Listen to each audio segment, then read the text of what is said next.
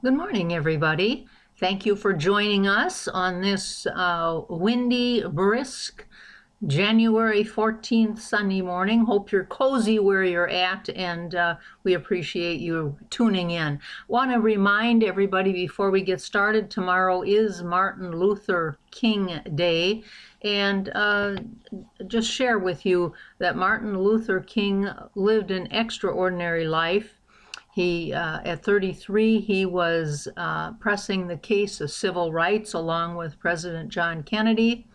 At 34, he galvanized the nation with his I Have a Dream speech. And at 35, he won the Nobel Peace Prize. At 39, he was assassinated, but he left a legacy of hope and inspiration that continues today. And I just want to share a couple of his quotes with you. He said, "Faith is taking the first step even when you don't see the whole staircase." He said, "Darkness cannot drive out darkness. Only light can do that. Hate cannot drive out hate. Only love can do that." So hopefully everyone will have a memorable day tomorrow remembering Martin Luther King. Last Sunday, Reverend Debbie started us out on the study of the first four books of Ernest Holmes' Science of Mind, which is a lot of times what we do in January, just a little review. And she covered the first chapter, which is the thing itself. Ernest Holmes says the study of science of mind is a study of first cause, spirit, mind, that invisible essence, the ultimate stuff, and intelligence from which everything comes, the power back of creation, the thing itself. And I like to remember his tagline for his radio show, which was, "There's a power for good in the universe, and you can consciously use it." So after talking about that, this week we're going to talk about the way it works. You know, Ernest Holmes studied the major religions and philosophies, culminating in this Science of Mind book that he wrote and this philosophy. He said, "Science of Mind is a synthesis of laws of science, opinions of philosophy, and revelations of religion applied to human needs and the aspiration of man." Unlike a lot of religions which tell their followers, here's our creed, here's our dogma, here's what you need to follow. This is the truth. Follow this. Ours is the only way. You must believe this.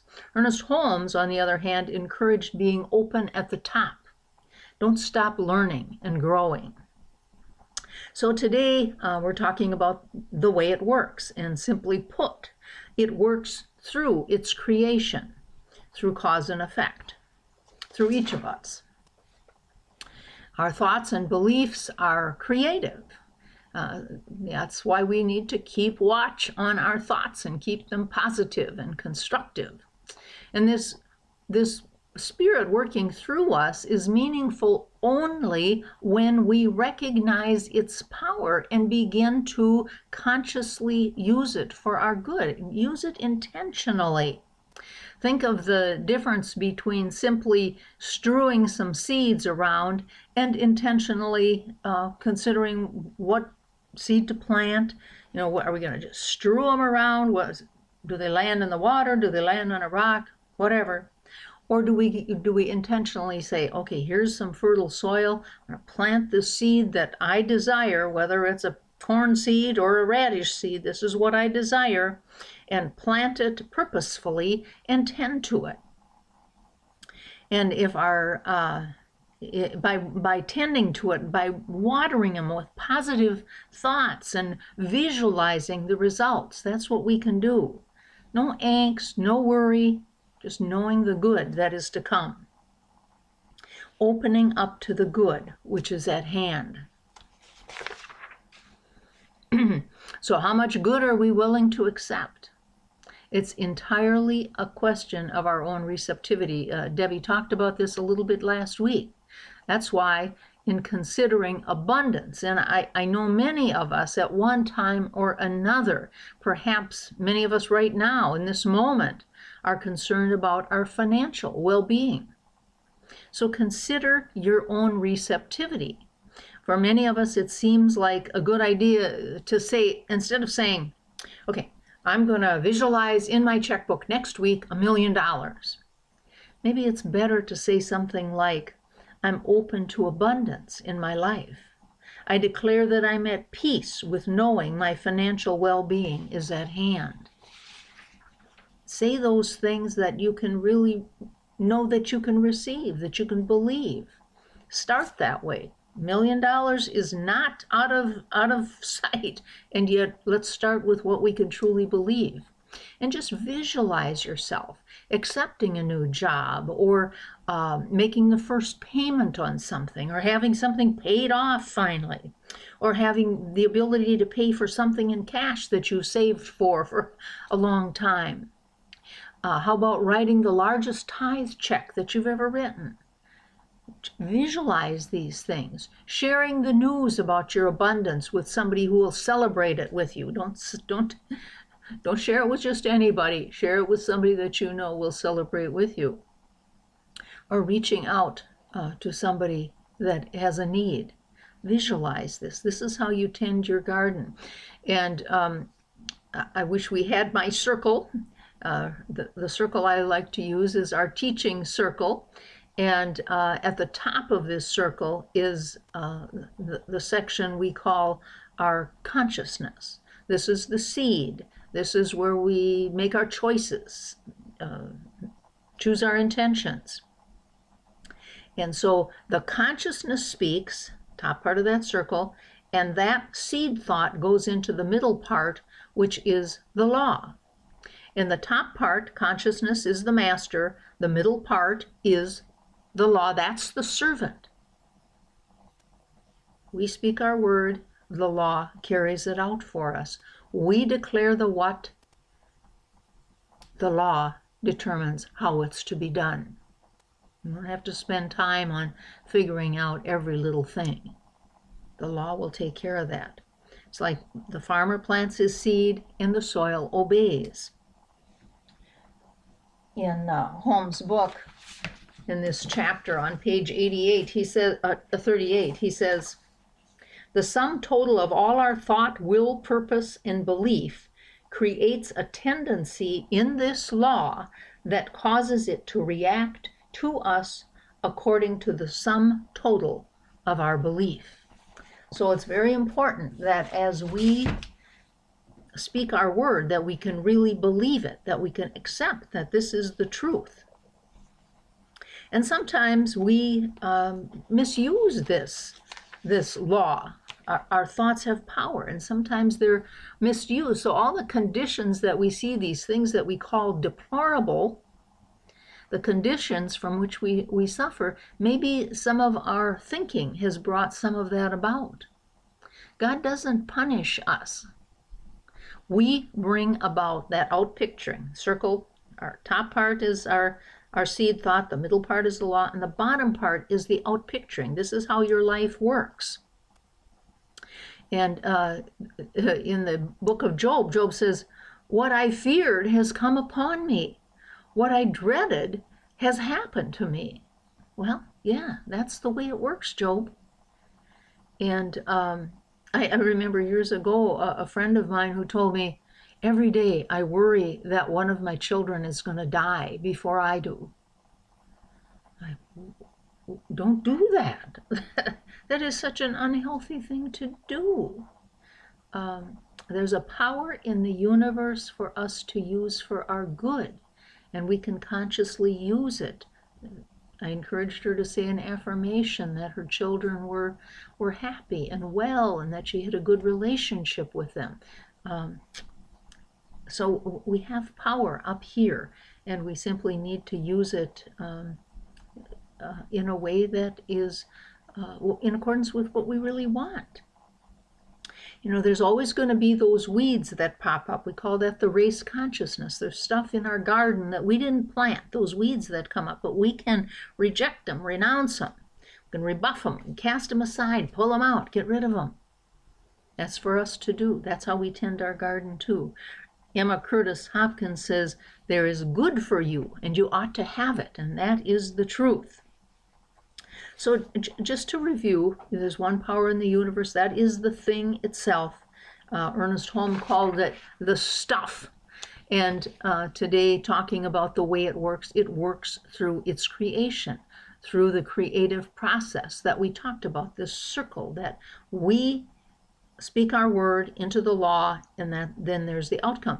This is something that Ernest Holmes called the creative process, and he said it is the greatest discovery of all time. So I spend some time at this time of year, the end of the year, beginning of the year, considering another circle. I make a circle with a pie chart, putting in those slices the things that are important to me, my spirituality, my relationships, my financial situation, my recreational situation. Where do I want to go on a vacation? Do I want to have a new habit? Do I want to pick up a new hobby? Something like that. I make my own little circle. To what do I want to give more attention? And what specific actions can I take? So I keep this in front of me, and I kind of keep track during the year. Where am I with that? I might even go out to April and say, where are you with this? It's just I think it's a wonderful tool. So my suggestion for you this week is to, for your homework, is to go make your own little pie chart and decide what it is that you would like to happen in your life.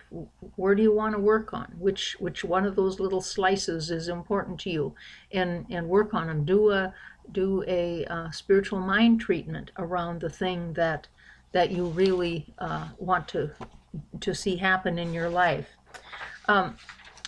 Reverend Debbie had suggested that as we talk about these first 4 chapters of Science of Mind this month, that we should talk a little bit about what called us to get into this, how we use this philosophy. And so I'll just give you a little a summary of kind of where I came from in this and how it affects my life. I was raised in a fundamental Christian home, and we went to church every Sunday. We accepted the Bible as literal. Everything was literal interpretation of the Bible, and questioning was not encouraged. In catechism, I asked the question, well, if the earth is 8,000 years ago, literally according to the Bible or so, the carbon dating on some of the stuff on this earth, like the bones of the dinosaurs, look like they're millions of years old. How can that be?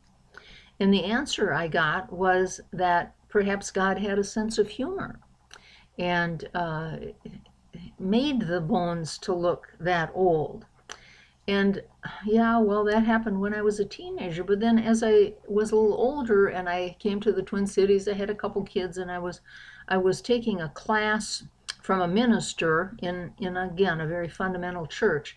And he was teaching 10 of us, and then we each were to take 10 of the congregation and teach them and go from the beginning of the Bible to the end of the Bible. Now, it was a pretty good class because it wasn't quite as literal as what we were used to. So it gave a little bit better flavor to what we were teaching. And again, the question came up, how can the earth be 8,000 years ago when the carbon dating and all that kind of stuff? And the answer was maybe God had a good sense of humor and made things to look that old. So I came to the realization about that time that I was professing to believe something every Sunday in church that I didn't really believe. And I struggled with that for several years. I didn't know any New Thought philosophy people or places. I didn't know about unity.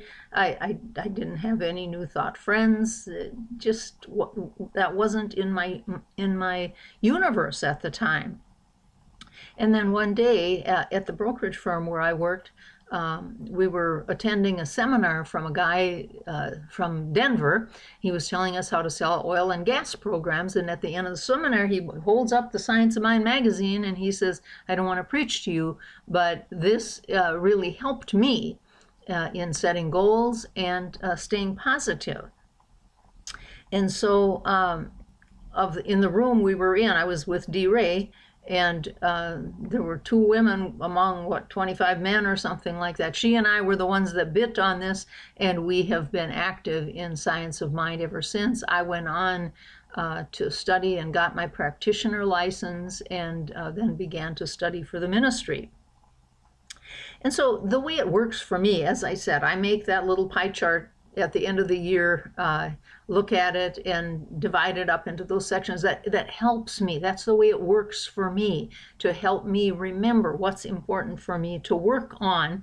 And then as the year goes on, as there are things that come up, I'll do a spiritual mind treatment regarding that very problem. And just to give you an example, a couple years ago, when my ex-husband, the father of my children, when he died, I offered to do a memorial service for him in my community room for his family.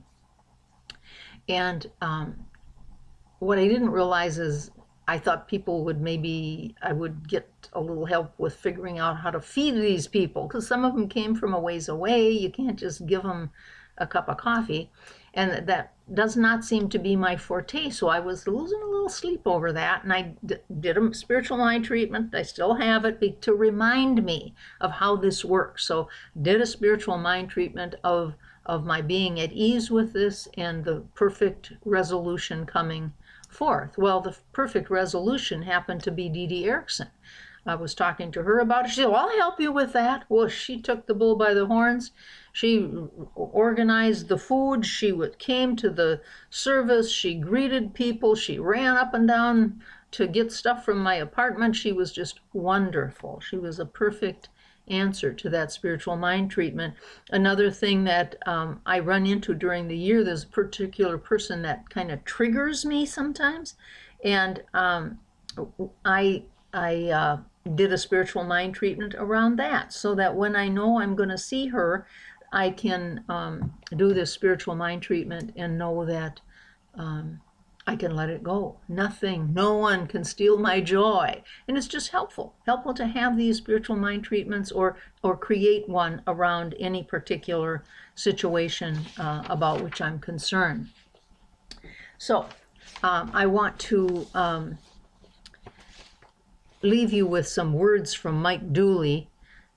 He writes this: "You are the artist that never sleeps, continually yet unconsciously arranging the images of your life's canvas with brush strokes of thought." I encourage you to intentionally, thoughtfully rearrange the images on your life's canvas. And I would invite you at this point to take a deep breath and relax where you're sitting. And I'm going to close with a spiritual mind treatment, after which I will give you a blessing.